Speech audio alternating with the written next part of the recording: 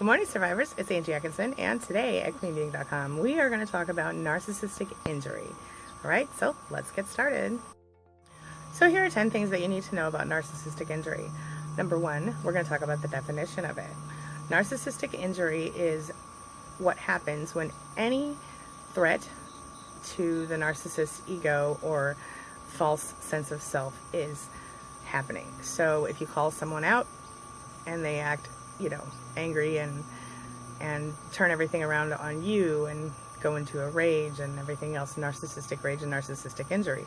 They may act as though they're upset. They may act as though you have wronged them and ruined their life and everything else, and it's all really a way to switch everything around and get it back on you, make you the bad guy in the situation.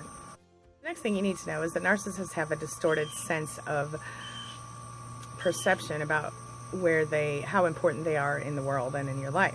So they expect that they're more important than everyone else, and if you don't agree with them and you do anything that would indicate that someone else is more important than them, or that your feelings matter, or in any way that if you call them out, if you do anything like that, then they can't handle it. So it's their inflated sense of self-importance that makes it so easy for a narcissist to fall into the narcissistic rage and narcissistic injury behaviors. Some narcissists, this takes the form of being, they think they're more talented than everyone else, or they think they're more special than everyone else. And in a lot of cases, it takes the form of they think that they just should be more important in your life, or they think that you should stop everything you're doing and help them when they need it. Now, in some cases you can do this, but in some cases you might have more important things happening in your life and they can't handle it. Two different kinds of threats that the narcissists are worried about in the case of narcissistic injury. First of all is the perceived threat, as in when they think something affects them in some way, or they take something that isn't about them and turn it into something that is about them.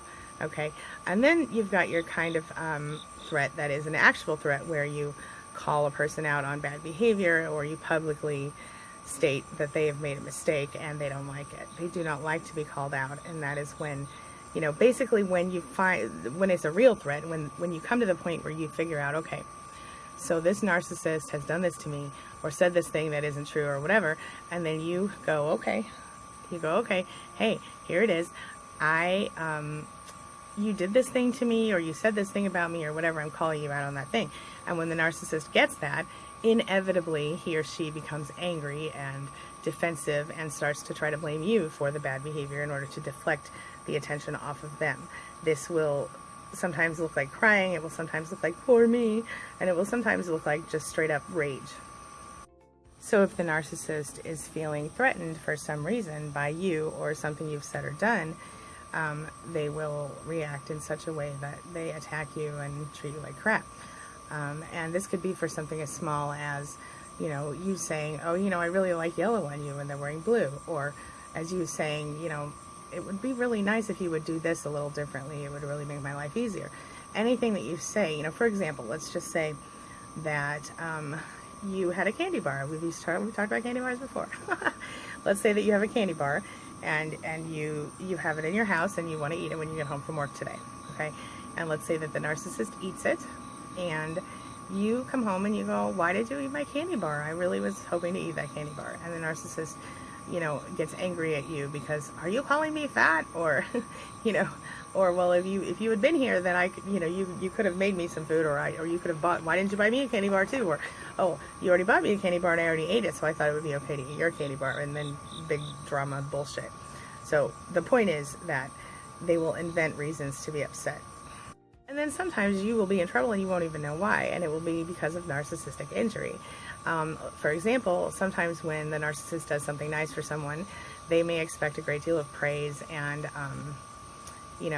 adulation and oh, this person's amazing and awesome, and I owe them my whole life. And if you don't jump and give them everything that they expect and want, then you are the person who is the horrible, horrible person, and the poor narcissist is once again injured and tells everyone how horrible you are and how wonderful they were for helping you, and how horrible you are because you won't kiss their ass and act like they've just hung the moon for you.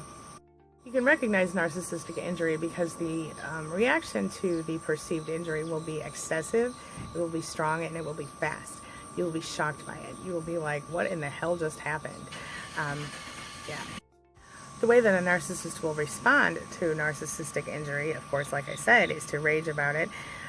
They will disproportionately be angry and upset and raging. They will attack the source of the perceived injury, and they will make their lives really, really terrible during the time that they're, licking their wounds, so to speak. And so you have to be prepared for the consequences when you do cause or inflame a narcissistic injury, or you have to be prepared to walk away. The reason that narcissists struggle so much with this is because they generally, first of all, feel like they've lost control of the situation, and so by arguing and fighting and throwing a screaming bitch fit, they feel more in control.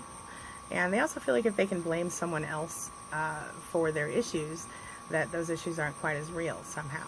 So if a narcissist has decided that you have injured them, they do not have to take responsibility for their own behavior, you understand? And if they can get other people on board with their crap, then they can continue their little smear campaign and continue to feel justified in their bad behavior. The thing is that most of the time when you are involved with a narcissist, you are also an empath. And so you can kind of see right through it every single time.